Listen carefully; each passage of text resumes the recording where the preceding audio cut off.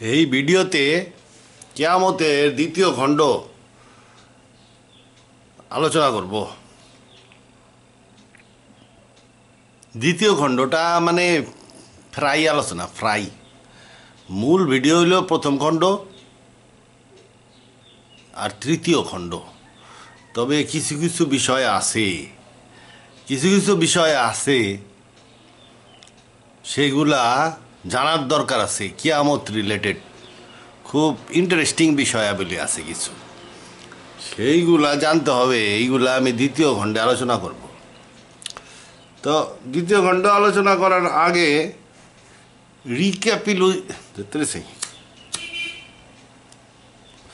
রিক্যাপিটুলেশন করে নিই, মানে প্রথম খণ্ডে যে আলোচনা করছি তা একটু বলে নিই। অনেকের আবার প্রথম খণ্ড হয়তো না দেখলে চলবে না। এইখানে কিন্তু আমার যারা প্রথম খণ্ড না দেখছে, ভাই দ্বিতীয় খণ্ড দেখেন না, প্রথম খণ্ড দেখে আসেন, না দেখলে না দেখলেন, কিন্তু ওই মাঝখান দিয়ে দেখা ঠিক না। যারা প্রথম খণ্ড দেখছেন তারাই দ্বিতীয় খণ্ড দেখেন। প্রথম খণ্ডে আলোচনা করছিলাম মহাবিশ্বের বিভিন্ন মডেল বৈজ্ঞানিকরা আবিষ্কার করে সাজেস্ট করছে। তার মধ্যে একটা মডেল হচ্ছে বিগ ব্যাংয়ের মাধ্যমে মহাবিশ্ব সৃষ্টি হয়েছে, সম্প্রসারিত হচ্ছে। মধ্যাকর্ষণ শক্তির আকর্ষণে এটা সংকুচিত হইতে পারে এবং পুনরায় আবার একত্রিত হয়ে যেতে পারে। সমস্ত গ্রহ নক্ষত্র গ্যালাক্সি একত্রিত হয়ে আবার পয়েন্টে চলে যেতে পারে। এই পয়েন্টটাকে বলা হয় singularity at the end of the universe or the big crunch. অবশ্য বিগ ক্রাঞ্চ আর সিঙ্গুলারিটি একই জিনিস। আচ্ছা, এইখান থেকে বৈজ্ঞানিকরা বলে মহাবিশ্ব আবার পুনরায় সৃষ্টি হইতে পারে বিগ ব্যাং 2 এর মাধ্যমে। এই যার একটা নতুন মহাবিশ্ব সৃষ্টি হলো। তো আমি বলছিলাম যে এই নতুন মহাবিশ্বটাই হলো দোজক। 7 স্তর আসমানকেই 7 স্তর দোজক বলা হবে তখন।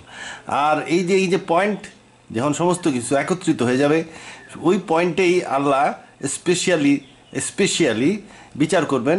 এই বিচারের মাঠও এই পয়েন্টেই হবে এবং এটাকেই কোরআনে থাকাল বলা আছে, মানে হেভি মাস, ওজনদার বস্তু। এটাই পয়েন্ট অফ ফাইনাল জাজমেন্ট। এটা আমি প্রথম খণ্ডে লজিকের সাথে আলোচনা করছি, সায়েন্সের থিওরিটিও কিছু বিস্তারিত আলোচনা করছি, কোরআন হাতে বিস্তারিত আলোচনা করছি। এখন শুধু উদ্ভট মনে হইলেও প্রথম খণ্ড দেখলে আর আমার অতটা উদ্ভট মনে হবে না জিনিসটা। এটা সায়েন্টিস্টরা বলতেছে, আমার কথা মানুষ বিশ্বাস করে না, কালা বাঙালি ছোটোখাটো লোক। এই জন্য আমি সায়েন্টিস্টের কথা, গ্রিভিন দেখছেন নাম কি, বাই জন গ্রিভিন বলতেছে যে but it is also possible that expansion of the universe will be reversed by the pull of gravity, that all matter will collapse once again into a super dense singularity and another universe will be born in another big bang, a cycle that could be repeated forever. এই যে another singularity মানে big crunch আর কি। Singularity at the end of the universe is called big crunch. তাহলে another universe may be born through another big bang. এই যে big bang 2, এটা গ্রিভিন সাহেব বলেছেন, আমি বলি নাই, গ্রিভিন। তো যাই হোক, উনি আবার যেখানে সেখানে বলেন নাই, the encyclopedia of space travel and অ্যাস্ট্রোনমিতে বলছেন। তো এনসাইক্লোপিডিয়া থেকে উদ্ধৃত করে দিয়েছি, তারা যেন উদ্ভট কথা হইলো আমার উদ্ভট কথা না, এটা সায়েন্সের উদ্ভট কথা। এই সায়েন্সের উদ্ভট কথার সাথে এই উদ্ভট আয়াত মিলে যাচ্ছে। এই উদ্ভট আয়াতটা কি বলে কোরআনের? On the day when will roll up the skies like the rolling up of the scroll for writing, as we originated the first creation we shall reproduce it, A promise on us surely we will bring it about.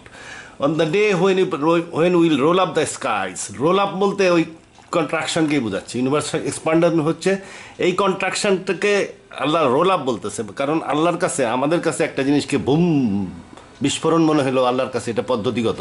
আল্লাহ এটা পদ্ধতিগতভাবেই সংকুচিত করবেন, এই জন্য এটাকে rolling up collapse বলতেছেন।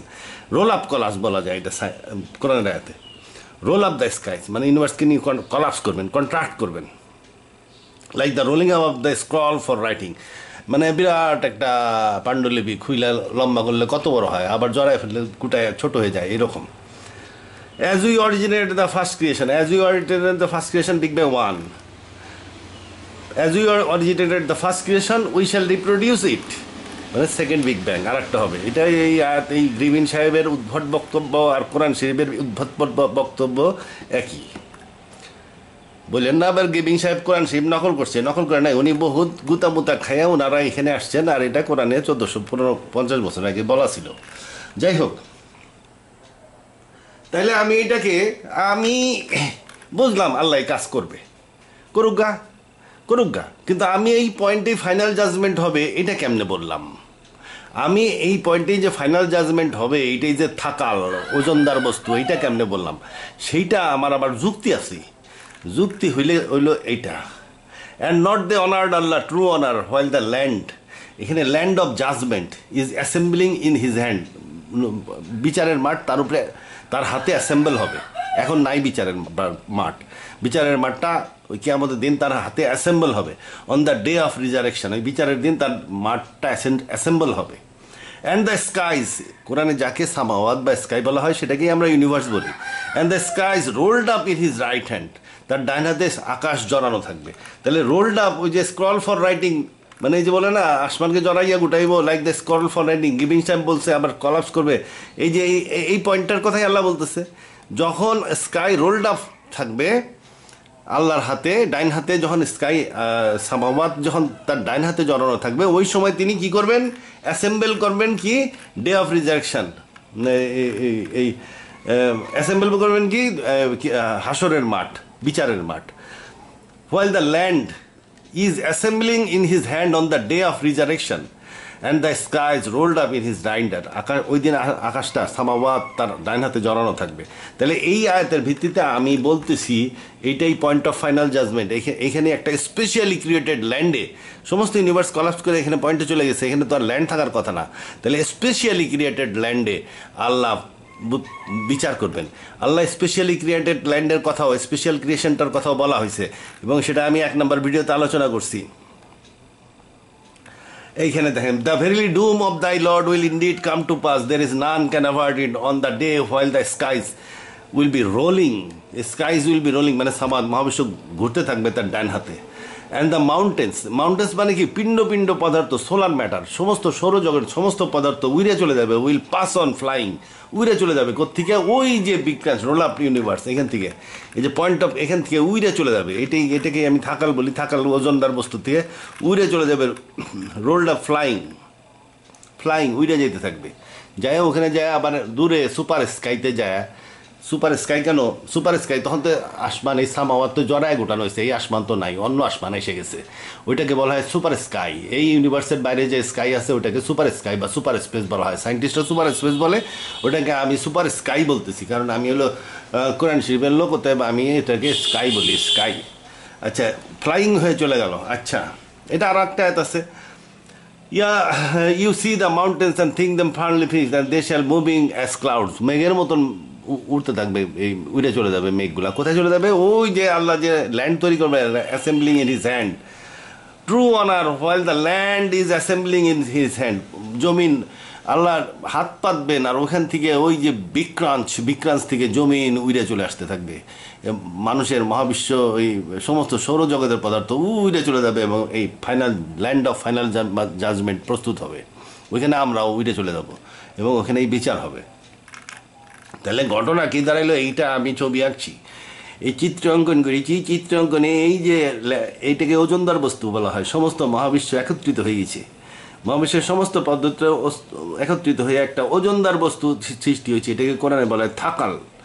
আর এইখান থেকে উড়ে যায় এই যে ফাইনাল শেষ বিচারের মাঠ তৈরি হয়েছে, এটা শেষ বিচারের মাঠ, এটাও একটা থাকাল, এটাও ওজনদার বস্তু। শেষ বিচারের মাঠ অনেক বড়, এই জন্য থাকালান দুই ওজনদার বস্তু। হুজুর ডাবল এটা মানব জাতি আর জিন জাতি, কোরআন শরীফে কয় এক কথা, তারা বুঝে অন্য কথা। আমি ভাই ওরকম না, কোরআন শরীফে যদি ওজনদার বস্তু কয়, আমার কাছে ওটা ওজনদার বস্তু। কোরআন শরীফ যদি বলে আল্লাহর চেহারা, আমার কাছে ওটা আল্লাহর চেহারা। কিন্তু হুজুররা বা অনেক অনুবাদরা লেখে আল্লাহর সত্তা অবশিষ্ট থাকিবে। নো, সত্তা না, এটা কোরআন শরীফে স্পষ্টভাবে অস্পষ্ট ডিকশনারি দেখে নেন, ওটা বলছে আল্লাহর চেহারা অবশিষ্ট থাকিবে। তা কোরআন শরীফে যা কয় আমি তাই বুঝি, এবং তাই বুঝলে ভাববাদী ব্যাখ্যায় সে ব্যাখ্যা হয় না, যুক্তিবাদী ব্যাখ্যাতে হয় না। যখন কোরআন শরীফে যা বলছে তাই বুঝলে সাইন্টিফিক ব্যাখ্যা লাগে। সাইন্টিফিক ব্যাখ্যা করলেই বুঝবেন যে কোরআনের যা বলছে ওইটাই ঠিক, ভাববাদী ব্যাখ্যার দরকার নেই। দুই ওজনদার বস্তু মানে জিন আর মানুষটা, আল্লাহ জিনের নামও জানে, মানুষের নামও জানে, ওটারে ওজনদার বস্তু বলে ডাকার কোনো কারণ নাই।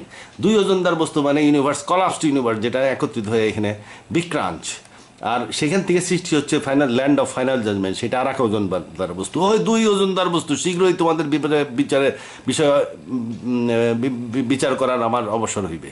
তবে কোন কোন অবদানকে অস্বীকার করতে চাও, এখানেই বিচার হবে। এটা তাহলে জিনিসটা হয়ে যাচ্ছে কি, এখন এই কন্ট্রোভার্সি নিয়ে একটু আলোচনা করে নিই। ওই হুজুর যে কেয়ামতের 10 সাইনের লাস্ট সাইনে হলো মুয়াবিয়া লাগাই দিছে মনে হয় এটা, the finally the eruption of fire from Yemen will drive the people to their place of gathering. মানে একটা হাদিস আছে যে কেয়ামতের 10 নাম্বার সাইন, 10টা সাইনের লাস্ট সাইনে বলা হইতেছে যে ইয়েমেন থেকে আগুন প্রকাশিত হবে, সেই আগুন মানুষজন দাবড়ায় দাবড়ায় সিরিয়াতে নিয়ে যাবে। সিরিয়া ছিল মুয়াবিয়ার রাজধানী। সিরিয়ার উপরে আর একটা হাদিস আছে, রাসূলুল্লাহ স্বপ্ন দেখতেছেন ইসলামের খুঁটি সিরিয়াতে যায় পড়লো, আর কেউ নড়াইতে পারলো না। মানে হে বলতে চাচ্ছে যে সিরিয়াতে ইসলামের খুঁটি, আলীতে যে কুফায় গেছে সেখানে কিন্তু ইসলামের খুঁটি না।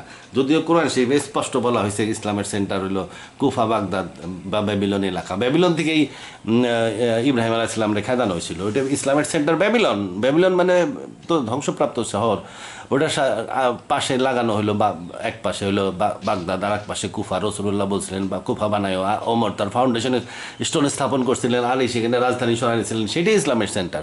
কিন্তু মুয়াবিয়ার হাদিস হলো তাত্রিসে, আমি জানি না ওটা কি, অথবা ভুল হইলে আল্লাহ জানে। তবে আমার কাছে মনে হয় হাদিসটা ঠিক নাই, ইসলামের খুঁটি নাকি যায় রাসূলুল্লাহ সামনে দেখছি সিরিয়াতে যায় পড়ছে। এইরকম এখন মানুষ দাবড়ায় নিয়ে এসে সিরিয়াতে হাজির করতেছে, এনে বলে বিচার হবে। কিন্তু এই একই হাদিস 10 নম্বর সাইন তিরমিজিতে আছে, দেখেন হাদিস, দ্য 10th সাইন, এটা হলো 10th sign, the 10th sign of কিয়ামা is a strong wind that will throw them into the sea. এই হাদিসটা ঠিক আছে, এর যুক্তি আছে। হঠাৎ করে যদি পৃথিবী উল্টা করা শুরু করে, পশ্চিম দিকে সূর্য উদিত হইলে পৃথিবীর উল্টা ঘুরতে হবে, তাইলে এটা বিশাল বাতাস মানুষদেরকে উড়াইয়ে নিয়ে আসো, মানুষ ঘরবাড়ি শুদ্ধ উড়াইয়ে নিয়ে সমুদ্রে নিয়ে ফেলবে। এইটা হলো 10th সাইন। সূর্যোদয়ের পরে যদি কোনো সাইন থাকে, সেই সূর্যোদয়ের পরেও 10th সাইন দিতেছে বাতাস। কারণ ওই যে সূর্য হঠাৎ করে উল্টা ঘোরা শুরু করলেও 3 রাত, যদিও আস্তে আস্তে পৃথিবী থামবে, 3 রাত সূর্য অদৃশ্য থাকবে, তারপরে যায় সূর্য উঠবে, আস্তে আস্তে থামলেও একটা বিরাট বাতাসের ধাক্কা তো লাগবেই। হঠাৎ করে পৃথিবী উল্টা, হঠাৎ করে না হলেও 3 রাত মানে হঠাৎ, তারপরে এই উড়ায় নিয়ে ফালাই দিবে সমুদ্রের মধ্যে। এইটা হলো সহি, আর এইটা হলো জয়ীফ। এই 10 নম্বর হাদিসের লাস্ট হাদিসটা জয়ীফ হয়ে গেছে, তো এটা বাদ। এখন কোরআন শরীফে আরও স্পষ্টভাবে বলা হয়েছে হাদিস। অনেক লোক তবুও বলবে না পৃথিবীতে কোরআন শেষ বিচার হবে, তাই এরা তাদের জন্য আমি এই হাদিসগুলো দেখাচ্ছি। The land will be squeezed. হাদিসে বলা হয়েছে যে জমিন সংকুচিত হয়ে যাবে, ল্যান্ড উইল বি স্কুইজ, সংকুচিত হবে, অ্যান্ড বিসাইড ইট, এটার পাশে, ইন অ্যানাদার ল্যান্ড, অন্য জমিনে, mankind will be assemble for judgement.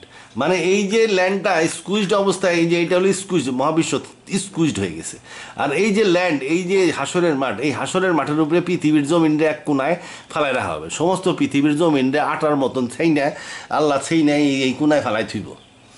আর এটা তো বিশাল একটা ল্যান্ড, তো এটা গোল না, এটা কিন্তু থালার মতন দেখতে।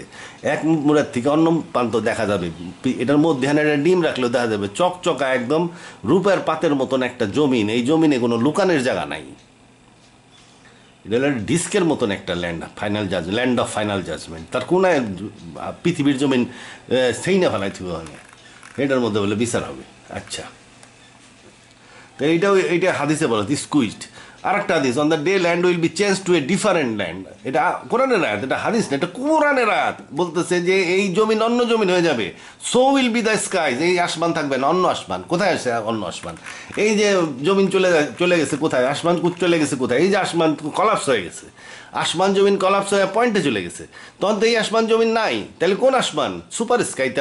তখন এই ইউনিভার্সটা, এটার অবস্থান সুপার স্কাইতে, সুপার স্কাইতে বা সুপার স্পেসে, এটার অবস্থান সুপার স্পেস বা সুপার স্কাইতে। তাহলে অন্য আসমান আর অন্য জমিনে বিচার হবে। এইটাই এই আয়াতে বলা হয়েছে, on the day when land will be change to a different land, জমিন হয়ে যাবে অন্য, মানে ওই যে হাসরের মাঠ আলাদা তৈরি হইল। And so will be the sky, আকাশও হয়ে যাবে অন্য। And will be marshal for before Allah, the one, the ইররেসিস্টেবল।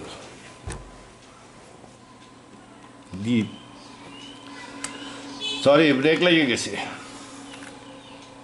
ইয়ানফসি অবস্থা। যাই হোক, the land of final judgment will be a new land. তাহলে এটাও হাদিস, the land of final judgment will be a new land, the colour of that land will be white like silver. তাহলে পৃথিবীর জমিন কি সিলভারের মতন নাকি? সিলভারের মতন না, পৃথিবীর জমিন হলো কালার, নানান পদের colour. On the day of the judgment mankind will be assembled on a land that is clear and white like bread. Bukhari Muslim. তাইলে পৃথিবীতে কেমত হবে না, শেষ বিচার হবে না, কেমত তো সব জায়গায় হবে, পৃথিবীতে শেষ বিচার হবে না। শেষ বিচার specially গ্র্যান্ডেড land on the super sky, এখানে হবে। যেটা থাকাল থেকে ছুটে যাবে, এই সামাওয়াত থেকে ছুটে যাবে। আল্লাহ যেভাবে বলছে ওইভাবে, কোরআন শরীফে স্পষ্টভাবে বর্ণনা করা হয়েছে এই ল্যান্ড কীভাবে তৈরি হবে। এইটা ঘুরতে থাকবে এবং এখান থেকে পাহাড় উড়ন্ত পাহাড়ের মতন ম্যাটার উড়তে উড়তে উড়তে উড়তে যায়, এখানে যায় জমায়েত হয়ে এই ল্যান্ডটা তৈরি হবে। এটাই এই উড়ন্ত মাটির সাথে মানুষও যায় হাজির হবে। বিস্তারিত আরও অনেক আয়াত আছে, সেই আয়াতগুলার রেফারেন্স আমি টানছি আমার সাইন্টিফিক তফসির অব দ্য কোরআন পড়ে দেখেন, ওর মধ্যে আমি ডিটেল কোনো পয়েন্ট বাদ দিইনি। এই বক্তৃতার সময় এত কিছু বলা যায় না, বললে আমার ব্যাটারি শেষ হয়ে যাবে না। তাইলে রিক্যাপিচুলেশন, তাইলে এই বিচারের সময় অবস্থায় দাঁড়াইলো কি, এটা হলো থাকাল মহাবিশ্ব একত্রিত অবস্থায় আছে, এটা বিচারের মাঠ, এটা আরাফটা কিন্তু ফেরেশতাদের জায়গা। এটা আরব দুই ভাগে বিভক্ত, পূর্ব আরব পশ্চিম আরব। পূর্ব আরব থেকে পশ্চিম আরবে যাওয়া যায় না, এটা জান্নাতও সুপার স্পেসে, আর এই সামাওয়াত এটাও সুপার স্পেসে। এই দুয়ে মিলে সুপার স্পেস, এই সুপার স্পেসকে ভাগ করে রাখছে হলো বারজাক আর আরব মিলে সুপার স্পেসকে ভাগ করে রাখছে। এই বারজাক আর আরব মিলে, এই বারজাক এমন একটা স্পেস যেটা অতিক্রম করা যায় না, এখানে পদার্থ টিকে না, শুধু আলো পার হইতে পারে। এই জন্য রাসূলুল্লাহ সপ্তম আসমান থেকে জান্নাতের গ্রহ দেখছিলেন উজ্জ্বল নক্ষত্রের ন্যায়। তো বারজাক এর মধ্যে কিছুই পার হইতে পারে না, এটা যদিও স্বচ্ছ কিন্তু এর ভিতরে পার হওয়া যাবে না, কারণ এটা ম্যাটার সাপোর্ট করে না। আচ্ছা, এইখানে এই যে পুলসুরাত আরাফ থেকে পুলসুরাত, এই হাসরের মাঠ থেকে পুলসুরাত পার হয়ে আরাফ হয়ে যাইতে হবে জান্নাতে। এই আরাফে আবার ওই যে সিদরাতুল মুনতাহা আছে, এই পুলসুরাতটা কিন্তু সিদরাতুল মুনতাহার মধ্যে দিয়ে গেছে। সিদরাতুল মুনতাহা একটা চেকপোস্ট, অনেকে ফালাই দিবে, ওই বেটা তুই আইসিস কে, তোর তো পাপ বেশি। পরে আল্লাহ যখন বিচার শেষে এই সিদরাতুল মুনতাহায় কমান্ড পাস করলে আবার ওই লোকগুলা যাবে। আর এই আরাফের সাথে এই সামাওয়াতের আরাফ না, এটা হলো হাসরের মাঠের সাথে সামাওয়াতের 7 রাস্তা যুক্ত একটা রাস্তা থাকবে। 7টা রাস্তা, 7 আসমানে ডাইরেক্ট কানেকশন।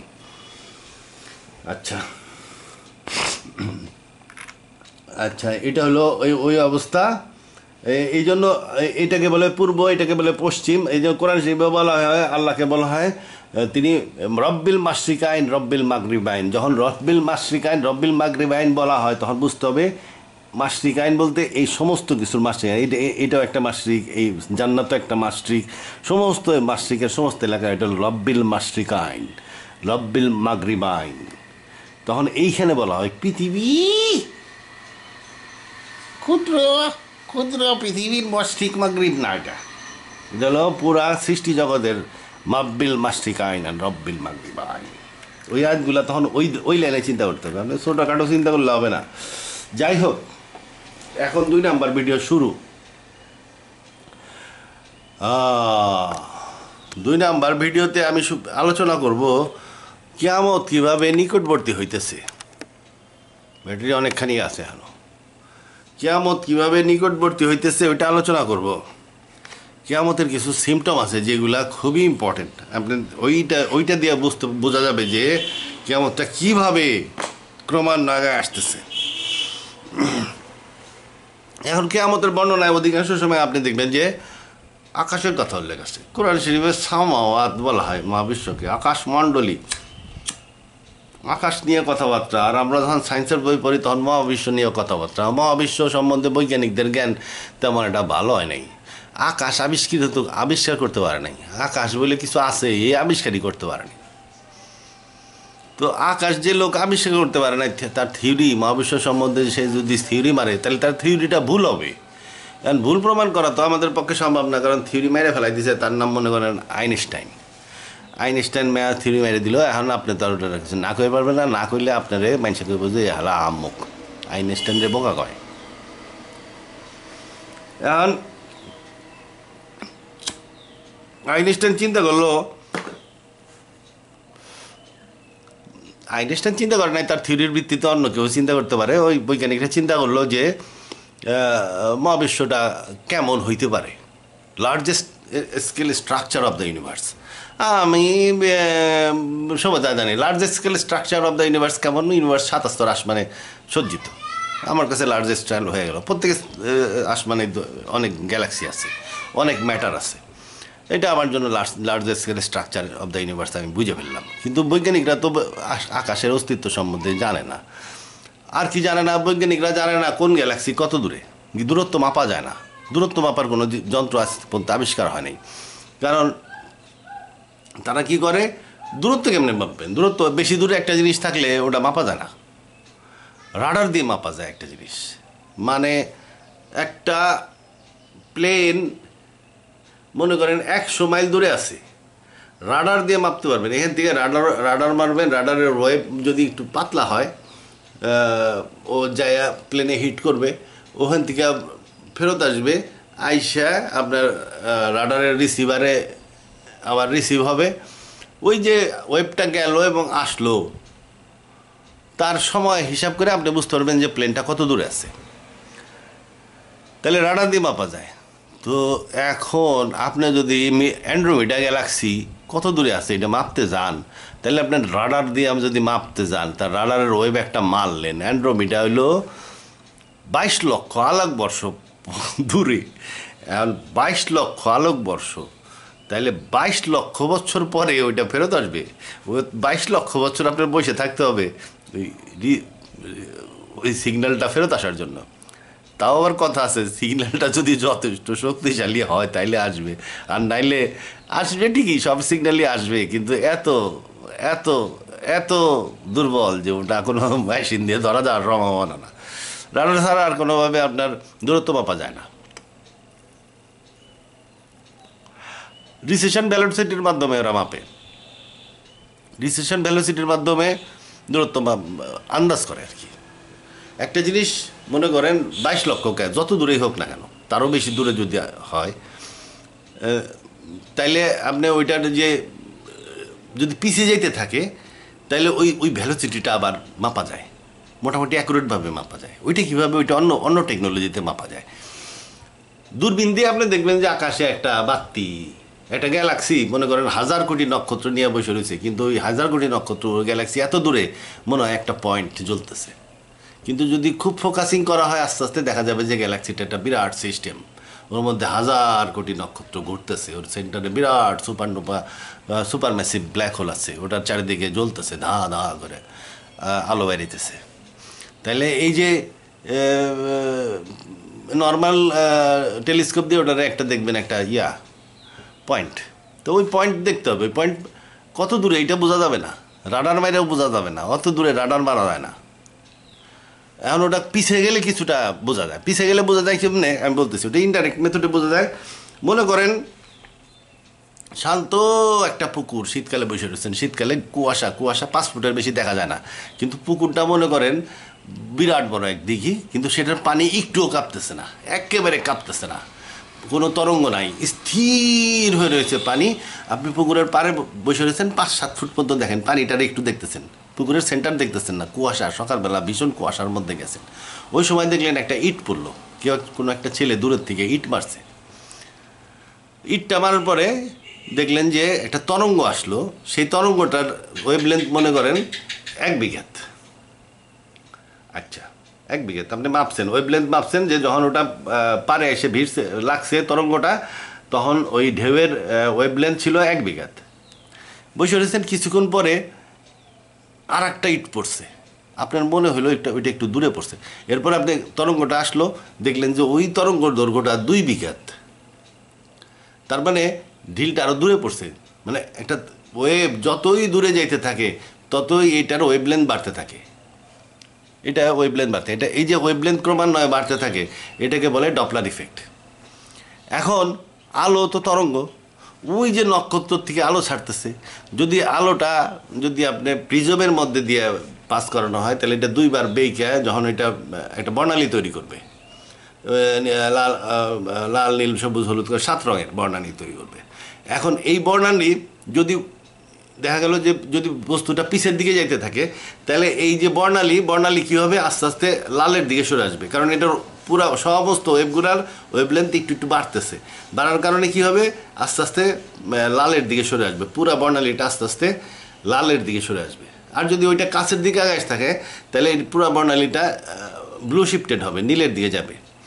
তো ওইটা দেখে বোঝা যায় যে কী হারে ওই বস্তুটা পিছাচ্ছে বা আগাচ্ছে। এইটা দেখে বৈজ্ঞানিকরা বুঝতে পারছে যে দূরবর্তী সমস্ত গ্যালাক্সি পিছিয়ে যাচ্ছে। এখন এটা আর একটা টেস্ট করে দেখা গেল যে মনে হচ্ছে যে যত দূরে তত জোরে পিছে যাচ্ছে, যত দূরে তত পশ্চাৎ প্রসারণের গতি বেশি, এটা আবিষ্কার করছে। এখন মোটামুটি দূরত্বটাও বাইর করে লাইটের ইন্টেন্সিটি দেখে। তাই এমনি একটা নক্ষত্রের লাইট বেশি হইতে পারে, কোনো নক্ষত্রের লাইট কম হইতে পারে, কোনো গ্যালাক্সির লাইট বেশি হইতে পারে, কোনো গ্যালাক্সির লাইট কম হইতে পারে। এই জন্য এইগুলোর তো ঠিক না, এই জন্য তারা সুপারনোভা, যেগুলো সুপারনোভা এক্সপ্লোশনগুলোর লাইটগুলো দেখে, কারণ ওইটাকে ম্যাক্সিমাম লাইট ধরা হয়। ম্যাক্সিমাম লাইটের যদি ধরা হয়, সুপারনোভা যখন বিস্ফোরিত হয় তখন বলা হয় যে ওটা ম্যাক্সিমাম লাইট, ধরে নেয় ওরা চরম লাইট আর কি। এই চরম লাইটের যদি ডিফারেন্সে দেখে বোঝা যায় যে দূরত্বটা কত, এই দূরত্ব ইন্টেন্সিটি দেখে দূরত্ব বুঝে, এবং এতে দেখা যায় যে মোটামুটি যত গ্যালাক্সি দূরে তত পশ্চাৎ প্রসারণের হার তত বেশি। এটাও একটা ওয়ে ডপলার শিফট দেখে দূরত্ব বাইর করা। তো মোটামুটি দূরত্ব জানে না কোনো কিছুর, কোন ভালো করে দূরত্ব জানে না, দূরত্ব মাপার কোনো যন্ত্র আবিষ্কৃত হয়নি। ট্রায়াঙ্গুলেশন করে দূরত্ব মাপা যায় না। পৃথিবী সূর্যের চারদিকে ঘোরে, যদি এখান থেকে একটা রিডিং নেন, আবার পুরা ঘুরে শেষ প্রান্তে গেলে আর এক রিডিং নেন, ওই যে ট্রায়াঙ্গুলেশন বা কোনো বিপে না, পুরা সৌরজগতের ফুল অরবিট একটা পয়েন্ট গ্যালাক্সির দূরত্বের তুলনায়, অতএব ট্রায়াঙ্গুলেশন এখানে কাজ করবে না। মোটামুটি দূরত্ব সম্বন্ধে বৈজ্ঞানিকদের কোনো ধারণা। ওভারঅল ম্যাটারের ডিস্ট্রিবিউশন দূরত্ব জানা না থাকলে ওভারঅল ডিস্ট্রিবিউশন অফ ম্যাটারও জানা যাবে না। ডিস্ট্রিবিউশন অফ ম্যাটার আর ডিস্ট্রিবিউশন অফ গ্যালাক্সি যদি না জানা থাকে, তাহলে ইউনিভার্সের লেআউট আপনি জানেন না, অতএব ইউনিভার্সের লার্জেস্ট স্কেল স্ট্রাকচারও আপনি জানেন না। কিন্তু আমরা কোরআন থেকে জানি লার্জেস্ট স্কেল স্ট্রাকচারটা হলো কি, সামাওয়াত 27 মানে সজ্জিত। এখানে একটা থিওরি কাজ করে। প্রথমত সায়েন্টিস্টরা বলছিল যে ধরে নিয়েছে ইউনিভার্স ইজ ইউনিফর্ম। সায়েন্টিস্টরা গবেষণার স্বার্থে ধরে নিছে যে ইউনিভার্সটা, মহাবিশ্বটা ইউনিফর্ম, মানে পদার্থ সুষমভাবে বিন্যস্ত এবং সমস্ত পয়েন্ট থেকে মহাবিশ্বকে একই রকম দেখা যাবে। এই ইউনিফর্ম ধরে এটাকে কসমোলজিক্যাল প্রিন্সিপাল বলা হয়। কসমোলজিক্যাল প্রিন্সিপাল ধরে তারা ইউনিভার্সের লার্জ স্কেল স্ট্রাকচারটাকে বাইর করছিল। এটা থেকে দেওয়া হলো পজিটিভলি কার্ভড ইউনিভার্স। এখানে গ্র্যাভিটেশনাল ফোর্স শক্তিশালী, যার ফলে এটা মহাবিশ্ব আবার সংকুচিত হবে, এক্সপান্ডার করতেছে, আবার সংকুচিত হবে। Light travelling in a straight line will return to the point of origin, মানে আলোটা সোজা চলতে থাকবে, কিন্তু সোজা চলতে চলতে এটা আবার ঘুইরা তার পয়েন্ট অফ অরিজিনে ফেরত আসবে, ফেরত আসবে। স্পেসটাই ওইভাবে আঁকা, আলো সোজাই চলবে, কিন্তু স্পেসটা এমনভাবে বক্র যে আলোটা তার পয়েন্ট অফ অরিজিনে ফেরত আসবে। এটাকে বলা হয় positively curved universe. Flat universe হচ্ছে যেখানে ফ্ল্যাট ইউনিভার্স পরে বলি। আর নেগেটিভলি কার্ভড ইউনিভার্স হচ্ছে এখানে গ্র্যাভিটেশনাল ফোর্স অত শক্তিশালী না, পদার্থের পরিমাণ কম, যার ফলে গ্র্যাভিটি কম, যার ফলে এক্সপানশনের পাওয়ার খুব বেশি। ইউনিভার্স চিরকাল সম্প্রসারিত হইতে থাকবে। এটা এভার এক্সপান্ডিং ইউনিভার্স বা ওপেন ইউনিভার্স। এটাতে মহাবিশ্ব চিরকাল সম্প্রসারিত হবে। স্পেসটা হলো স্যাডেলের মতন, ঘোড়ার স্যাডেলের মতন, এরকম প্যারাবোলিক। আচ্ছা, আর এই দুইটার মধ্যবর্তী অবস্থানকে বলা হয় ফ্ল্যাট ইউনিভার্স। এখানে ইউনিভার্স সংকুচিত হইতে পারে, কিন্তু অনেক রিমোট ফিউচারে সংকুচিত হইতে পারে, মানে এটা ঠিক ব্যালেন্সের মধ্যে আছে, সম্প্রসারণ এবং সংকোচনের একটা মধ্যবর্তী অবস্থায় এটা আছে। তাহলে এটা তারা মহাবিশ্বের লার্জ স্কেলের স্ট্রাকচার জানে না, অতএব নানান রকমের থিওরি আমরা দেখি। কিন্তু আইনস্টাইনের থিওরি অনুযায়ী আমরা দেখছি, এবং এই থিওরিটা প্রমাণিত হয়েছে অনেক ক্ষেত্রে। এই থিওরিতে দেখা যায় the general theory extends relativity to gravitational field. Einstein concluded that the presence of matter distorts space and time. Space time must be regarded together as curved, মানে পদার্থের উপস্থিতি বস্তুকে স্পেসকে ডিস্টর্ট করে। পদার্থের সাথে স্পেসের এই রিলেশনটা উনি বিভিন্নভাবে প্রমাণ করছেন, এবং এটা পরীক্ষার দ্বারা প্রমাণিত হয়েছে যে সূর্যের পাশ দিয়ে যখন আলো যায় তখন আলোটা বেঁকে যায়। তো তার মানে ওইখানে স্পেসটা বেঁকা, এই জন্য আলোটা ওইখানে যায় বেঁকে যাচ্ছে। স্পেস এবং স্পেসের সাথে টাইমেও উনি রিলেট করছেন। তাহলে যেখানে যেমন পৃথিবীর পৃষ্ঠে ঘড়ি আসতে চলবে, যে পাহাড়ের উপরে একটু জোরে চলে, তবে এই জোরে চলাটা এত কম যে ওটা সিসিএফ ক্লক ছাড়া বোঝা যায় না। স্যাটেলাইটে আরও উপরে, সেখানে ঘড়িটা আরও গতির কারণে ঘড়িটা আসতে চলবে, আবার আবার জেনারেল রিলেটিভিটির পদার্থের অনুপস্থিতির কারণে জোরে চলবে। এই আস্তে জোরের সংমিশ্রণ থেকে একটা হিসাব করে বের করতে হয় ডিফারেন্স অফ টাইম কত। তো যাই হোক, এই যে পদার্থের উপস্থিতি স্পেসকে বক্র করে বা স্পেসের উপরে এফেক্ট করে। আর কোরআন শিল্পে আমরা কি দেখি, এটা আইনস্টাইন বললো, এখানে আমি আবার পড়াচ্ছি। The general theory extend relativity to the gravitational field. Einstein concluded that the presence of matter distorts space and time. Space time must be regarded together as curved.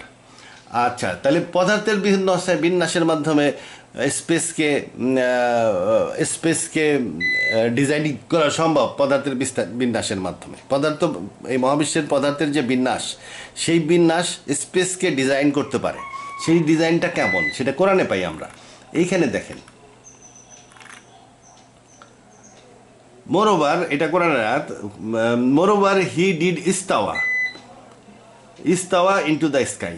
ইস্তাওয়া মানে ইনফিউজ করছিলেন ফোর্স ফিল্ড। কোন force field আমরা ইতিপূর্বে বিভিন্ন ভিডিওতে আলোচনা করছি। তিনি মনে করেন 8-10টা ফোর্স ফিল্ড বা রু তার হাতের মতন এক্সটেন্ড করছিলেন ইউনিভার্সের মধ্যে, এবং ওইটা দিয়ে ইউনিভার্সকে তিনি সাস্টেইন করেন, এভলভ করেন ওই হাতগুলা দিয়ে। ওইগুলো নফসের হাত, আমরা দেখি না। While it had been smoke, ধোঁয়া অবস্থায় তিনি ইস্তাওয়া করলেন, এক্সটেন্ড করলেন একটা ফোর্স ফিল্ড বা এক বা একাধিক ফোর্স ফিল্ড, তার মধ্যে একটা gravity. He said to it and to the lands. এই ইস্তাওয়া করার পরে ল্যান্ডস তৈরি হলো।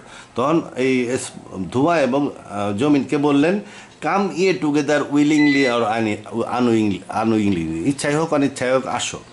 দে said we do come in willing obedience, আমরা নিতান্তই অনুগতভাবেই আসলাম। So he completed them as 7 skies in 2 days। তারপরে উনি 7 স্তরে সাজালেন। তার মানে ডাকছেন উনি ধোঁয়া এবং জমিন মানে পদার্থ, অ্যাস্টেরয়েডস, ডাস্ট, এইগুলোর ডাইকে তিনি 27 মানে সজ্জিত করলেন। তার মানে তার বিন্যস্ত করলেন কিসের মাধ্যমে? পদার্থের মাধ্যমে। 7 স্তর আসমান কীভাবে তৈরি করলেন? পদার্থের মাধ্যমে। তাহলে পদার্থ বা ধোঁয়া এবং ল্যান্ড যদি 7 স্তরে সজ্জিত করা হয়, তাহলে স্পেসও 7 স্তরে সজ্জিত হবে বা 7টা আকার বিচার তৈরি হবে স্পেসের মধ্যে, যেটা আইনস্টাইনের থিওরি থেকে আমরা জানি। এটা অনেকটা পরীক্ষিত। Space time, the presence of the Einstein concluded the presence of matter distorts space and time। তার মানে আল্লাহ যখন জমিনকে এবং ধোঁয়াকে ডাকলেন এবং 7 স্তরে সজ্জিত করলেন, তখন এটা স্পেস টাইমকেও ডিস্টর্ট করে ফেললো ওই পদার্থ। Space time must be regarded together as curve. তাহলে এই কার্ভিচারটা কেমন? 7টা তরঙ্গের আকৃতি নিল। 7 আসমান 7টা তরঙ্গের আকৃতি বিশিষ্ট, এটাই হলো 7 আসমান। আল্লাহ এটাকে পদার্থের বিতরণের মাধ্যমে ধোঁয়া এবং জমিন বিতরণ করে 7 স্তর আসমানকে সজ্জিত করছেন। তাহলে ধোঁয়া এবং জমিন যদি বিতরণ করে আল্লাহ 7 স্তর তৈরি করে থাকেন, তাহলে 7টা স্তর হবে স্পেসের 7টা তরঙ্গ। তাহলে আসমান কি? আসমান হলো স্পেসের 7টা তরঙ্গ, ডিসকানেক্টেড না, এটা তরঙ্গ। তবে এই তরঙ্গ কিন্তু পানির উপরে যে তরঙ্গ হয় সেরকম তরঙ্গ না। পানির পুকুরের মধ্যে একটা ঢিল চুললে গোল গোল তরঙ্গ চারিদিকে প্রসারিত হতে থাকে, সেরকম না। এটা হলো বাতাসের মধ্যে যদি একটা শব্দ করা হয়, তাহলে যে তরঙ্গ গোল গোল স্ফেরিক্যাল তরঙ্গ সৃষ্টি হয়, বাবলের মতন তরঙ্গ সৃষ্টি হয়, সেরকম একটার ভিতরে আর একটা বাবলের মতন তরঙ্গ, একটার ভিতরে আর একটা। মানে ডিমের সাদা অংশের একটা আউটার স্কাই ডিমের সাদা অংশের মতো, তার ইনার স্কাইটা ডিমের লাল অংশের মতো। এরকম 7 স্তর আসমান আছে। 7 স্তর আসমান 7টা তরঙ্গের মতন, ওয়ান ইনসাইড অ্যানাদার, একটা আর একটার ভিতরে। তাহলে 7 স্তর আসমান সম্বন্ধে আমরা আইডিয়া করলাম। এই যে আমি এখানে দেখাইছি আমাদের যে লেটেস্ট যে এমনি ওভারঅল ইউনিভার্সের ডিজাইন সায়েন্টিস্টরা না জানলেও অনেক কষ্ট করে তারা অনেক গ্যালাক্সির পজিশন এবং ডাটা বাইর করছে এবং সেগুলো দিয়ে এটা আঁকছে। এটা নাসার তৈরি করা ম্যাপ, এবং এই নাসার তৈরি করা ম্যাপের মধ্যে আমি একটা দাগ দিছি। দাগ দিয়ে দেখাইছি যে সম্ভবত এইটা ফার্স্ট স্কাই, প্রথম স্কাই, এবং এইটা দ্বিতীয় স্কাই। তাহলে প্রথম স্কাইতে আমরা কী কী আছে আমি দেখাইছি যে সেন্টেরোস সুপার ক্লাস্টার আছে, ফোরনাক্স ওয়াল, পাভো এক্সটেনশন, আমাদের গ্যালাক্সিটা এখানে। আর এখানে গ্রেট অ্যাট্রাক্টরটা এই জায়গাটায়, গ্রেট অ্যাট্রাক্টর। আমি প্রথম আসমানের সেন্টারকে ধরছি গ্রেট অ্যাট্রাক্টরকে। গ্রেট অ্যাট্রাক্টর হচ্ছে এমন একটা জিনিস যেটা একটা গ্র্যাভিটেশনাল অ্যানোমালি। এই দিকে এই সমস্ত গ্যালাক্সিগুলাই গ্রেট অ্যাট্রাক্টর দিকে ধাবিত হচ্ছে। গ্রেট অ্যাট্রাক্টর দিকে সবাই চলতেছে। প্রায় 250 থেকে 300 মাইল পার সেকেন্ড স্পিডে সমস্ত গ্যালাক্সিগুলো গ্রেট অ্যাট্রাক্টরের দিকে ধাবিত হচ্ছে। যাই হোক, যদিও গ্রেট অ্যাট্রাক্টরের দিকে সবাই ধাবিত হচ্ছে, কিন্তু এটা কিন্তু একটা লোকাল লোকাল ফিনমিনা।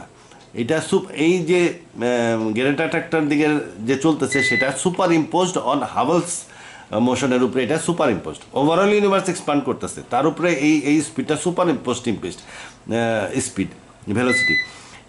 এই ওভারঅল ইউনিভার্স এক্সপান্ড করা সত্ত্বেও এই লোকাল এই গ্যালাক্সিগুলা, সমস্ত গ্যালাক্সিগুলা গ্রেটা ট্র্যাক্টরের দিকে ধাবিত হচ্ছে। আমি গ্রেটা ট্র্যাক্টরকে প্রথম স্কারের আসমানের সেন্টার ধরে ধরছি, এবং এই গ্যালাক্সি, এই চারিদিকে যে গ্যালাক্সি এবং ওয়ালসগুলো আছে সেগুলো, ওয়াল হলো কি কনসেন্ট্রেশন অফ গ্যালাক্সি, যদি হিউজ কনসেন্ট্রেশন অফ গ্যালাক্সি যেগুলো billions and billions light year লম্বায় এবং চওড়ায় হয়, তাইলে ডেপথ এগুলার আবার উইথ কম থাকে, এগুলোকে ওয়াল বলা হয়। একটা গ্যালাক্সি, একটা 30-40টা গ্যালাক্সি মিলে হয় একটা গ্রুপ, প্রায় 1000 গ্যালাক্সি মিলে হয় একটা ক্লাস্টার, আরও বড় কনসেন্ট্রেশন অনেকগুলো ক্লাস্টার মিলে হয় একটা সুপার ক্লাস্টার, এবং এই সুপার ক্লাস্টার অনেকগুলো সুপার ক্লাস্টার বা অনেকগুলো গ্যালাক্সি মিলে হয় ওয়াল। ওয়াল হচ্ছে largest concentration in the universe. এই যে যেমন এই যে গ্রেট ওয়াল, এটা ওয়াল, বিশাল ওয়াল। এই যে এটা হলো পার্সিয়াস পিসকাস ওয়াল, এরকম এইগুলাকে আমি দ্বিতীয় আসমান ধরছি। আর এই মধ্যবর্তী এলাকায় প্রচুর ভয়েড দেখা যায়, এটা বৈজ্ঞানিকরা আবিষ্কার করছে। তারা বিভিন্ন ভয়েডের নাম দিছে, অনেক ভয়েড, এই ভয়েডগুলোর নাম আছে বিজ্ঞানের বইতে পড়ে দেখবেন। কিন্তু আমার মনে হয় এই ভয়েডগুলো আসলে একই ভয়েড, একটাই ভয়েড। এটা দুই আসমান, এই দ্বিতীয় আসমান এবং প্রথম আসমানের মধ্যবর্তী যে ফাঁকা অঞ্চল, সেইগুলাইকেই বৈজ্ঞানিকরা ভয়েড বলে চিহ্নিত করছেন। কারণ তারা এটাকে আলাদা আলাদা ভয়েড হিসাবে চিহ্নিত করছেন কেন?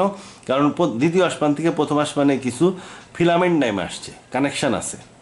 এগুলো আমার কাছে মনে হয় জিনরা এবং অন্যান্য ফেরেশতাদের চলাচলের জন্য কানেক্টিং রুট হিসাবে এই গ্যালাক্সিগুলো আল্লাহ সেট করছেন। যাই হোক, ইউনিভার্সে প্রচুর ভয়েড আছে, এবং এই ভয়েডগুলোর মাধ্যমে আমি বলছি যে এই ভয়েডগুলো দুই আসমানের মধ্যবর্তী অঞ্চল, এটা দ্বিতীয় আসমান, এটা তৃতীয় আসমান। তা আল্লাহ কোরআন শিবে বলছে তৈরি করছি বিল্ড ওভার ইউ 7 স্কাই, 7 আসমান। তাহলে এইরকম যে সেকেন্ড স্কাই, এটাতে 1200 বিলিয়ন আলোক বছর পর্যন্ত দেখানো গেছে। তা এখানে না 1 মিলিয়ন আলোক বর্ষ পর্যন্ত দেখানো হয়েছে, এটা সেকেন্ড স্কাই, এটা central belt of third sky, এরকমভাবে ক্রমান্বয়ে 7টা স্কাই আছে, আসমান। আচ্ছা, শুধু যে এই ম্যাটার দিয়ে আসমান তৈরি হয়েছে তা না, আসমান তৈরির আসমানের মধ্যে এই সামাবাদের মধ্যে প্রচুর পরিমাণ ডার্ক এনার্জি আছে। যে এনার্জি আমরা দেখি তার 5 গুণ বেশি আছে ডার্ক এনার্জি, এটা বৈজ্ঞানিকরা আবিষ্কার করছে। আমি বললে হবে না, এই জন্য আমি এখানে লিখছি। However we know the universe must also contain the what is called dark matter which is cannot observe directly. One piece of evidence for the dark matter comes from the spiral galaxies. এটা পড়ে নিয়েন, এটা black hole and baby universes, dark universe matter প্রমাণিত। Another piece of evidence for dark matter comes from cluster of galaxies. তাহলে dark matter আছে, এই dark matter এবং matter, ব্যারিয়নিক matter, যা আমরা দেখি, যা আমরা অনুভব করি, যার সাথে আমাদের যন্ত্রপাতি ইন্টারাক্ট করতে পারে, সেগুলো হইতেছে ব্যারিয়নিক ম্যাটার। ডার্ক ম্যাটার ব্যারিয়নিক ম্যাটারের চাইতে 5-6 গুণ বেশি। আচ্ছা, তাহলে মহাবিশ্ব সম্বন্ধে আমরা আইডিয়া করলাম, এটা 7 স্তর আসমানে চোদ্দিত 7 স্তর আসমান, 7টা তরঙ্গের মতন। সেটা এই তরঙ্গগুলো একটার ভিতরে আর একটা, আমরা সবচেয়ে ইনারমোস্ট, সবচেয়ে মধ্যের তরঙ্গে অবস্থিত, এই সবচেয়ে মধ্যের তরঙ্গকে বলা হয় প্রথম আসমান। এখন আমরা কিয়ামতের এই মহাবিশ্বের এই লার্জ স্কেলের স্ট্রাকচারটা জানার পরে আমরা কিয়ামত সম্বন্ধে আলোচনা করতে পারি। কিয়ামতের আলোচনায় ঢুকতে হলে প্রথমে এই হাদিসটা কি বলা হয়েছে? আব্দুল্লাহ ওয়াফা রিপোর্টেড যে একদিন রাত্রে অনেক লম্বা হবে এবং লম্বা হওয়ার পরে পশ্চিম দিক থেকে সূর্য উদয় হবে। To their surprise, they will see that sun has risen from the west. সূর্য পূর্ব দিকে উঠবে। আর একটা আয়াতে আছে যে do you know where the sun goes. রসুল বললেন, ও আবু জর, জানো সূর্য কোথায় যায়? তো আবু জর বললেন যে আল্লাহ এবং মেসেঞ্জারই ভালো জানেন। রসুল বললেন, she goes to ask permission to fall on prostration to Allah. সে আল্লাহর কাছে সিজদা করার পারমিশন নেওয়ার জন্য আগায় যায়। সে আল্লাহকে সিজদা করতে চায় খালি। আল্লাহকে সিজদা করার পারমিশন সবার নাই, শুধু মানুষ সিজদা করতে পারে। আর মানুষের মধ্যে যারা খারাপ, তারা কিয়ামতের মাঠে বা ওই হাসরের মাঠে আল্লাহরে সিজদা করতে যায়, শীত হয়ে পড়ে যাবো। ভালো মানুষ না হলে সিজদাও করতে পারবেন না। আল্লাহর সিজদা যে কেউ করতে পারে না, ও আল্লাহরে সিজদা করবে। আচ্ছা, সূর্য যায় আল্লাহরে পারমিশন নেওয়ার জন্য, সিজদা করার জন্য। Thereafter it is given permission. আচ্ছা, সূর্যরে আল্লাহ পারমিশন দেয়, প্রত্যেক দিনই পারমিশন দেয়, তারপরে সে সিজদা করে একটা permission. One day it will be told to return to the point from where it came. সেই পয়েন্টে ফিরে যাইতে বলা হবে যেখান থেকে সে আসছিল, মানে সে আসছিল big bang 1 point of singularity থেকে, সেখানে তাকে ফেরত যাইতে বলা হবে। সূর্য তো চলতেছে, মিল্কি ওয়ে গ্যালাক্সি যাচ্ছে একদিকে, গ্রেট অ্যাট্রাক্টরের দিকে ছুটে যাচ্ছে। এই মিল্কি ওয়ে গ্যালাক্সি গ্রেট অ্যাট্রাক্টরের দিকে ছুটে যাচ্ছে, তার মানে সূর্য ওই একই দিকে ছুটে যাচ্ছে। সূর্যের আর একটা মোশন আছে, একটা মোশন হলো সে মিল্কি ওয়ে গ্যালাক্সিকে 220 কিলোমিটার পার সেকেন্ড থেকে মিল্কি ওয়ে গ্যালাক্সিকে ঘোরে। আর একটা আছে সূর্য সোলার অ্যাপেক্সের দিকে 16.5 কিলোমিটার পার সেকেন্ড স্পিডে চলে। তো ওই যে দুইটা মোশন তো সূর্য আছে, এই মোশন তো তার চলতেই আছে, ঘোরার মোশন আছে, ওই ঘোরার মোশনের কথা বলা হয় নাই। মিল্কি ওয়ে গ্যালাক্সির সাথে সূর্য যে যাচ্ছে, যায় এবং আল্লাহর কাছে সেদ্ধ করতে চায়, এবং এক সময় তাহলে অর্ডার দেওয়া হবে যে পয়েন্ট থেকে আসছো সেই পয়েন্টে ফেরত যাও। যে পয়েন্ট থেকে আসছো সেই পয়েন্টে ফেরত যাও মানে হইতেছে এই যে বিগ ব্যাং 1 থেকে সৃষ্টি হয়েছিল সেই পয়েন্টে ফেরত যাও, ইউনিভার্স কলাপস করা শুরু হয়ে যাবে আর কি। বললো যে সিজদা মিজদা বাদ দেওয়া এখন এইটাই এইখানে দেখানো হয়েছে টাইম স্কেলের কারণে আসলে ইউনিভার্স এক্সপান্ড করতেছে, কলাপস করলে আবার পয়েন্ট অফ অরিজিনে ফেরত আসবে, তার মানে ইউনিভার্সকে কলাপস করার অর্ডার দেওয়া হবে। আচ্ছা, এইটা হলো হাদিস, অর্ডার দেওয়া হবে, তার মানে ইউনিভার্সের কলাপস শুরু হইলেই সাথে বিচার শুরু জড়িত। বিচার শুরু তো যখন কলাপস শুরু হবে এই অর্ডারটা দেওয়া হবে, মানে কলাপসের অর্ডার সূর্যকে দেওয়া মানে কি, আসলে তখন ইউনিভার্সের কলাপস শুরু হয়ে গেছে, অন্তত ফার্স্ট স্কায়ের প্রথম আসমানের কলাপস যখন শুরু হয়ে গেছে, তখন সারা পৃথিবীর কলাপস একসাথে শুরু নাও হইতে পারে। আউটার স্কাই থেকে কোরআন শিবে বলা হয়েছে, তারা কি দেখে না যে আমি জমিনকে সংকুচিত করি আউটার বাউন্ডারির থেকে, সপ্তম আসমান থেকে ইউনিভার্স কলাপস শুরু হয়েছে। এই জন্য বৈজ্ঞানিকরা বুঝতেছে না, বৈজ্ঞানিকরা এখনই দেখে ইউনিভার্স এক্সপান্ড করতেছে, আসলে ইউনিভার্স এক্সপান্ড করতেছে না, কোরআন শিব অনুযায়ী সপ্তম আসমান থেকে কলাপস শুরু হয়ে গেছে, কিন্তু অত দূরে দেখা যায় না, এই জন্য ওটা এখনও বুঝতেছে না। মনে করেন সপ্তম আসমান কলাপস করতে করতে আগায় আসতেছে, তারপরে ষষ্ঠ আসমান কলাপস করছে, তারপরে পঞ্চম আসমান কলাপস করছে, চতুর্থ আসমান কলাপস করছে, এইভাবে ক্রমান্বয়ে কলাপসিং পাওয়ারটা প্রথম আসমানে এসে হাজির হবে। দ্বিতীয় আসমান এবং প্রথম আসমানে যখন কলাপসিং পাওয়ারটা এসে যাবে, তখন সূর্যকে বলা হবে আর সিজদার কাম নাই, ফিরে যাও সেখানে যেখান থেকে আসছো, মানে পয়েন্ট অফ অরিজিনে ফেরত যাও। তখন সে কী করবে, the sun will rise from the West, যখন সূর্য পশ্চিম দিক থেকে উঠবে। ফিরে যাওয়া মানে কি, তখন ইউনিভার্সের টাইম রিভার্স হয়ে যাবে, সময় উল্টা দিকে চলা শুরু করবে, সে পশ্চিমের থেকে উদিত হবে। আচ্ছা, এইখানে আর একটা হাদিস আছে, টাইম রিভার্সালের আর একটা হাদিস আছে, যখন মহাবিশ্বর সংকোচন আউটার মোস্ট বাউন্ডারি থেকে, কোরআন শিবের আয়াত অনুযায়ী আউটার মোস্ট বাউন্ডারিতে do they not see that we close the land from the outer most boundary, the Allah জাজেস and he is quick in judgment. এটা বিচার দিবস সম্পর্কিত আয়াত। অনেকে বলে যে আল্লাহ সংকুচিত করে আনতেছেন, তার মানে রোম সাম্রাজ্য পারস্য সাম্রাজ্যের বর্ডার ছোট হয়ে যাচ্ছে। কোথায় বর্ডার ছোট হয়েছে, ওরা এনতে আসছে ওই আমেরিকা আবিষ্কার করছে, অস্ট্রেলিয়া আবিষ্কার করছে, বর্ডার ছোট হয় নাই। এই যে জমিনকে সংকুচন করে নিয়ে আসতেছেন, মানে আসমানব্যাপী যে জমিন ছড়ানো আছে এই গ্যালাক্সিস, ওইগুলাকে কলাপস করে নিয়ে আসতেছেন, কন্ট্রাকশন। অরিজিনালি আমরা যদিও বলি এখন মহাবিশ্ব সম্প্রসারিত হচ্ছে, সায়েন্টিস্টরা ওইটাই দেখে, কিন্তু কোরআন অনুযায়ী সপ্তম আসমান থেকে আউটার বাউন্ডারি থেকে কন্ট্রাকশন শুরু হয়ে গেছে। মনে করেন কন্ট্রাকশনের ফোর্সটা পঞ্চম আসমান বা চতুর্থ আসমান পর্যন্ত চলে আসছে, তা আমরা দেখবো না, কারণ হইতেছে চতুর্থ আসমান থেকে আলো আসতে হয়তো লাগবে 10 বিলিয়ন ইয়ার, 5 বিলিয়ন ইয়ার্স। আমরা 5 বিলিয়ন ইয়ার্স পরে দেখবো যে আসলে তো শুরু হয়েছিল। আচ্ছা, যাই হোক, অরিজিনালি অ্যাকচুয়ালি ওই মনে হয় থার্ড বা ফোর্থ স্কাই বা থার্ড স্কাই এখন কলাপ শুরু হয়ে গেছে। এক সময় যখন ফার্স্ট স্কাই কলাপ শুরু হয়ে যাবে, তখন সূর্যকে বলা হবে ফিরে যাও যেখান থেকে আসছো সেখানে, মানে সিঙ্গুলারিটিতে চলে যাও। তখন সে ওই সিজদা মিজদার কথা ভুলে যায়, পশ্চিম দিকে উদিত হবে, তার মানে কসমোলজিক্যাল অ্যারো অফ টাইম উল্টায় যাবে।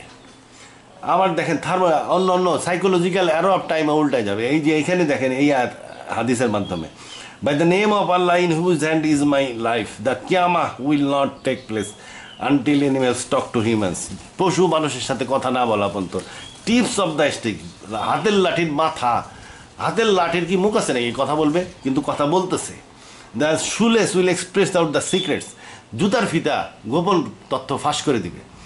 থাই will inform whatever his family member did in his absence. জিনিসটা কি, জিনিসটা হলো রিভার্সাল টাইম। আপনি তখন সাইকোলজিক্যাল অ্যারো অফ টাইম উল্টায় যাবে। যদি সাইকোলজিক্যাল অ্যারো অফ টাইম উল্টায় যায়, তাইলে আপনি জুতার ফিতার দিকে তাকাইলে ভবিষ্যৎ জেনে ফেলবেন, একটা লাঠির দিকে তাকাইলে ভবিষ্যৎ জেনে ফেলবেন। আচ্ছা, জিনিসটা আর একটু গোড়ার থেকে বলি, আপনি তো আমার কথা কইলে বিশ্বাস করবেন হ্যাঁ না? এটা বৈজ্ঞানিক ভাইয়ের কথা শুনে আলো দেখায় তারপরে বলি, তাইলে আপনি বিশ্বাস করবেন এনে আমি কালা কালা বাঙালি, আমার কথা কিরা শোনে। এই বৈজ্ঞানিক ভাই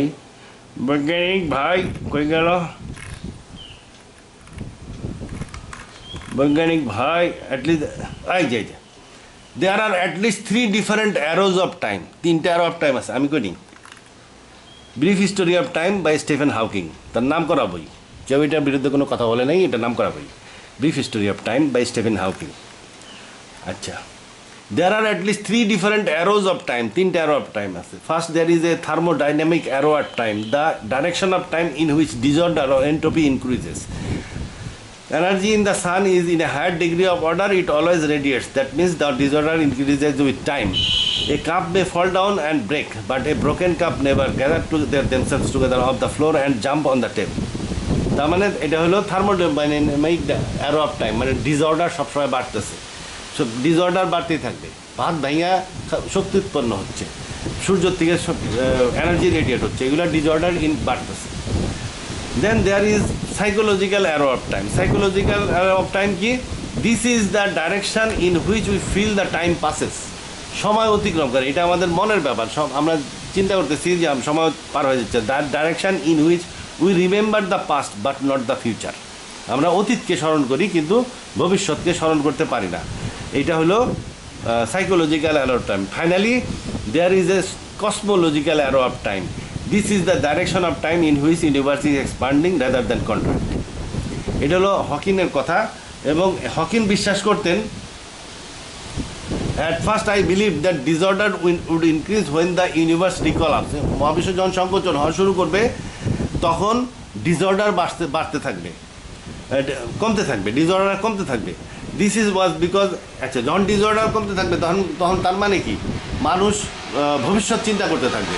মানুষের মানে মানুষ হয়তো কবর থেকে বেরোবে, তারপরে উল্টা দিকে জীবনযাপন করে শিশু হয়ে মারা যাবে, সমস্ত কিছু উল্টা যাবে, এটা তার ধারণা ছিল। এটা প্রাথমিক, সে অনেকদিন পর্যন্ত এই ধারণা নিয়েছিল যে না, contracting phase will be a time reverse of the expanding phase. পরে সেই আইডিয়াটা চেঞ্জ করছে, তার অনেক ছাত্রদের পিরাপিরির কারণে তারা মডেলটাকে ধরছে ফ্ল্যাট ইউনিভার্স মডেল, যেখানে ইউনিভার্স খুব দেরি করে কন্ট্রাক্ট করতে পারে। যখন ইউনিভার্সের কন্ট্রাকশন শুরু হবে সেরকম কোনো স্ট্রং ইয়ে থাকবে না, স্ট্রং কোনো কিছুই থাকবে না, তার ফলে ওই টাইম রিভার্সাল হবে না ধরে দিচ্ছে। কিন্তু সে অনেকদিন পর্যন্ত এটা দৃঢ় ধারণার মধ্যে ছিল যে contraction phase will be a time reverse of the expanding phase, এবং তার এই আইডিয়াটা কিন্তু এই আয়াতের সমর্থিত। এই যে হাতের লাঠি কথা বলবে, জুতার ফিতা গোপন তত্ত্ব ফাঁস করে দিবে, সূর্য পশ্চিম দিক দিয়ে আসবে, এই হাদিসগুলা তার এই আগের ধারণাকে সমর্থন করে যে contraction phase will be a time reverse of the expanding phase. যাই হোক, সে এটা ত্যাগ করছে। সে কীভাবে ত্যাগ করছে? হকিংয়ের ব্রিফ হিস্টোরি অফ টাইম পরে দেখেন, প্রচুর পাওয়া যায়। প্রত্যেক বাসার লাইব্রেরির নিচের দিকে খুঁজতে দেখবেন যে দুলা পরে জং পরে আছে। আচ্ছা, এখানে this is because I thought, পরেই যাই, at first I believe that disorder would decrease when the universe recollapsed. This was because I thought that the universe had to return to a smooth and ordered state when it becomes small again. This would mean that the contracting phase would be the time reverse of the expanding phase. People in the contracting phase would live their life backward when they would die before they were born and get younger as the universe contracted.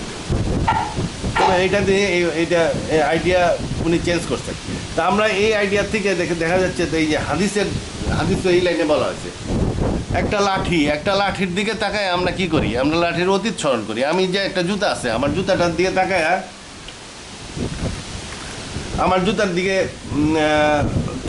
আমি স্মরণ করি যে কালকে কোন জায়গায় গেছিলাম। জুতাটা পরে আমি কালকে মনে করেন স্কুলে গেছিলাম, হেডমাস্টারের সাথে একটা কাজ ছিল, জুতার দিকে তাকায় মনে হলো। আর ওই যে কন্ট্রাক্টিং ফেজ যখন শুরু হয়ে যাবে ইউনিভার্সের, তখন ওই জুতার দিকে তাকাইলে আর ওই গতকালকের কথা মনে হবে না, মনে হবে আগামীকালকের কথা, ভবিষ্যৎ চিন্তা করা শুরু করবে মানুষ। কারণ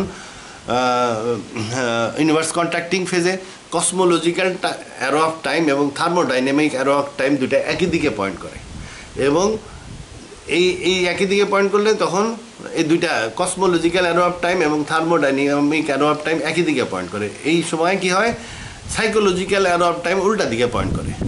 যদি কসমোলজিক্যাল অ্যারো অফ টাইম উল্টায় যায় তাহলে থার্মোডাইনামিক অ্যারো অফ টাইমে উল্টায় যাবে এবং সাইকোলজিক্যাল টাইমে উল্টায় যাবে। যদি উল্টায় যায় তাহলে আমরা ভবিষ্যৎ চিন্তা করতে থাকবো। এখন একটা লাঠির দিকে তাকায় মনে করলাম, মনে মনে চিন্তা হলো যে এটা দিয়ে তুমি কালকে সাপটা মারছিলাম।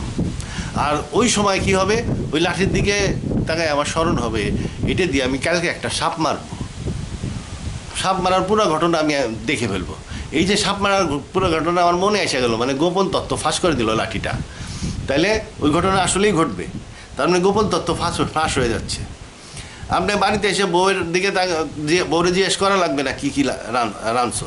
এর নিচের দিকে চিন্তা করলেই আপনি থাই দিয়ে একটু চিন্তা করবেন, বুঝে ফেলবেন যে সে ভাত রাঁধছে, সবজি রাঁধছে, ডাল রাঁধছে, এইগুলো কী কী রাঁধছে। ভবিষ্যৎ মাথায় চলে আসবে এবং একটা পর্যায়ে আসবে তখন অতীত ভবিষ্যতে দুইটাই মানুষ জেনে যেতে থাকবে, অটোমেটিক সিক্রেট আউট হয়ে যেতে থাকবে। তাহলে এইটাই এই হাদিস থেকে আমরা বুঝতে পারলাম। তাহলে কন্ট্রাকশন যখন একটা পর্যায়ে মানুষ যখন থার্মোডাইনামিক অ্যারো অফ টাইম উল্টে যাবে তখন একটা পর্যায়ে মানুষ হবে কি ছোট হইতে থাকবে। একটা 80-82 বছরের বুইরা এই যে জিনিসটা, এই ইফেক্টগুলা, সূর্য পশ্চিম দিকে অস্ত যাবে, এটা হলো ফার্স্ট ইফেক্ট। তার মানে কসমোলজিক্যাল অ্যারো অফ টাইম উল্টায় গেল। মহাবিশ্ব সংকোচন শুরু হলে, অন্তত সংকোচন তো শুরু হয়ে গেছে কোরআন অনুযায়ী, সপ্তম আসমান থেকে সংকোচন শুরু হয়ে গেছে, বৈজ্ঞানিকরা দেখতেছে না।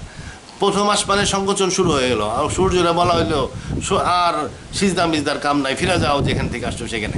সূর্য ফিরে যাওয়া শুরু করলো এবং প্রথমে উল্টা দেখা ঘোরা শুরু করলো, পশ্চিম দিক থেকে সূর্যোদয় এলো, মানে কসমোলজিক্যাল অ্যারো অফ টাইম উল্টে গেছে। তার কিছুদিনের মধ্যেই দেখবেন যে যা দেখেন তার ভবিষ্যৎ জেনে ফেলেন। লাঠি দেখলে বোঝা যাচ্ছে কালকে এটাতে সাপ বাজবো, জুতা পরলে দেখলে বোঝা যাচ্ছে কালকে তো আমার স্কুলে যাওয়া হবে না, কালকে তো আমি খাদের মধ্যে পড়বো, খাদের মধ্যে পড়ে পা ভেঙে যাবে, পুরো ভবিষ্যৎ জেনে ফেলেন। তারপরে আবার থার্মোডাইনামিক অ্যারো অফ টাইম গেছে উল্টায়। আমার বয়স এখন 63 বছর, দেখা গেলো আমি ছোটো হওয়া শুরু করছি, বয়স কমতেছে, আস্তে আস্তে মোজ কালা হয়ে গেল। কয়েকদিন পরে দেখা গেলো যে আমার আবার বিয়ে করবার ইচ্ছা হইতেছে, বয়স তখন আমার 25 হয়ে গেছে। তো এই যে উল্টা হয়ে গেল, উল্টা মনে করেন এটা 82 বছর বয়সের লোক উল্টা হয়ে গেছে। উল্টা হইতে কিংবা একটা 40 বছর বয়সের একটা লোক সূর্য দেখলো পশ্চিম দিকে উদিত হয়েছে, তার বয়স 40। এরপরে কি হলো, সে তখন তারপরের দিকে লাঠি মাটি যা দেখে তার ভবিষ্যৎ সে জানে। এখন এর সাথে কি হলো, তার বয়সও কমতে তাহলে সূর্য পশ্চিম দিকে ওঠার পরে মোটামুটি বলেন 40 বছর পরে সিংহায় ফু দেবে। এখন এই যে সিংহায় ফু দিবে ওই সময় তার বয়স হয়ে গেল কি, সে তখন 2 বছরের শিশু মনে করেন। বয়স কমতে ওই 40 বছরের বুড়েই 2 বছর হয়ে গেছে বয়স। সিংহায় যখন ফু দিল, আর ইসরাফিলের সিংহায় ফু দেওয়ার সাথে সাথে এই যে রিভার্স অ্যারো অফ টাইম যে ডিসঅর্ডার ক্রিয়েট হয়েছিল, এই ইউনিভার্সের রিভার্স অর্ডারটা আবার সিধা হয়ে যাবে। আসমান ফাইটে চূর্ণ বিচ্ছন্ন, স্পেস ডিসঅর্ডার ক্লিয়ার হয়ে যাবে এবং মানুষ ওই যে এতদিন যে ডিসঅর্ডারটা ক্রিয়েট হয়েছিল সব কিছু উল্টে গেছিলো, এর এফেক্টটা সিঙ্গার ফুতে চলে যাবে এবং ভেঙে স্পেস ফেব্রিক অফ স্পেস ঘুরা হয়ে যাবে। ওই যে 2 বছরের শিশু, আসলে তো বয়স 42 বছর, কিন্তু শিশু হয়ে গেছে ছোট হইতে সেটা ধুম করে নিমিষের মধ্যে আস্তে দেখুন সিঙ্গার ফুপ বাঁচতে সে বুড়া হয়ে গেছে। এটা করার সে বলছে যে যখন ওই সিঙ্গার ফুর সময় সে শিশু বৃদ্ধ হয়ে যাবে। তার মানে কি ওই 40 বছর যে সে উল্টা দিকে বাঁচছে, 40 বছর সিধা দিকে বাঁচছিল, সূর্য পশ্চিম দিকে উদিত হইতে দেখছে, দেখার পরে আবার ছোট হইতে আবার মনে করেন 2 বছর 40 বছর বয়স কমে শিশু হয়ে গেছে। এই শিশু আবার যখন সিংহায় ফুট দিল, কিছুক্ষণের মধ্যে দেখা গেল 82 বছর বয়সের বুড়া হয়ে যাবে। এটা কোরআন শরীফে আছে, এই যে আয়াতটা দেখাই, হরিয়েটের চুল পেকে যাবে মানুষের।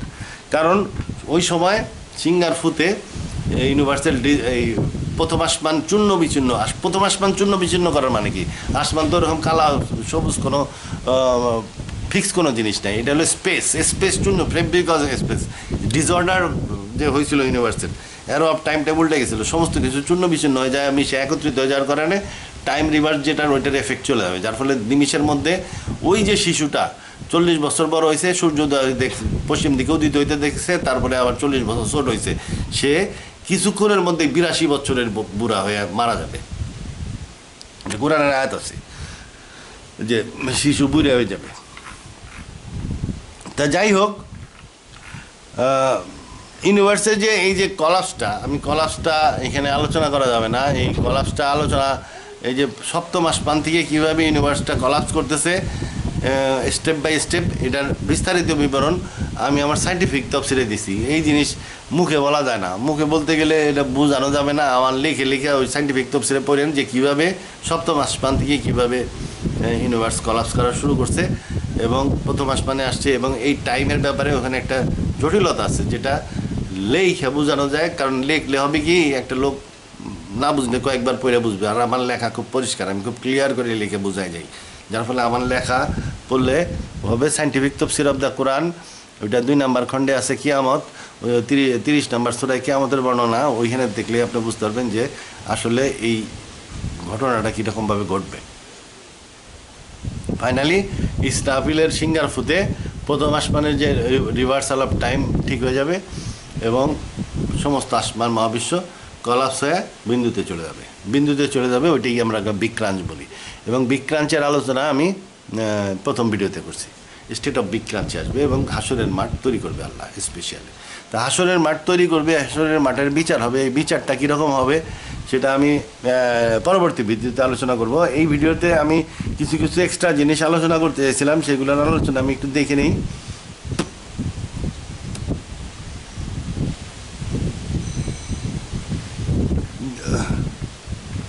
এই যে এই অ্যাডটা দেখেন, এই যে এই অ্যাডটা এর মধ্যে আছে।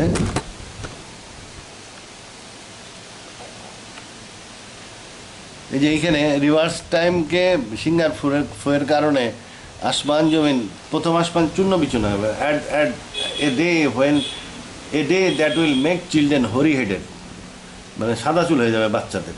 হোয়ার on the sky will be cleft asunder, আসমানকে চূর্ণ বিচূর্ণ করে ফেলানো হবে। আসমান চূর্ণ বিচূর্ণ করে ফেলা মানে স্পেস, ফেব্রিক অফ স্পেস ছিঁড়ে ভিড়ে যাবে। যার ফলে এটার মধ্যে যে স্পেসের কারণেই তো, স্পেস টাইমের কারণেই তো এই ডিসঅর্ডারটা, অ্যারো অফ টাইমের চেঞ্জটা আসে। যখন স্পেস চূর্ণ বিচ্ছিন্ন বা আসমান চূর্ণ বিচ্ছিন্ন হয়ে যাবে, তখন অ্যারো অফ টাইমের ওই ইয়েটা থাকবে না আর কি, ডিসঅর্ডারটা থাকবে না এবং নিমিষের মধ্যেই বাচ্চাটা বুড়ো হয়ে যাবে। মানে অ্যারো অফ টাইম কারেক্ট ডাইরেকশানে চলে আসবে, ওভারঅল ইউনিভার্সের ডাইরেকশানে চলে আসবে। His promise must be accomplished, তার ওয়াদা পূরণ করার প্রয়োজনের কারণে এইটা তিনি করবেন। তো যাই হোক, আমি এখানে সাধারণ বিষয়গুলো আলোচনা করলাম। কারেন্ট চলে গেছে, ঝড়ও আসতেছে, তো এই পর্যন্তই। ইনশাল্লাহ এটা কিয়ামতের উপরেই, তবে এত ইম্পর্টেন্ট ভিডিও না। পরবর্তী ভিডিও দেন 3 নম্বরের ভিডিওতে আমি ভালো কিয়ামতের সম্বন্ধে, হাসরের বিচার সম্বন্ধে আলোচনা করবো বিস্তারিত। আল্লাহ হাফিজ।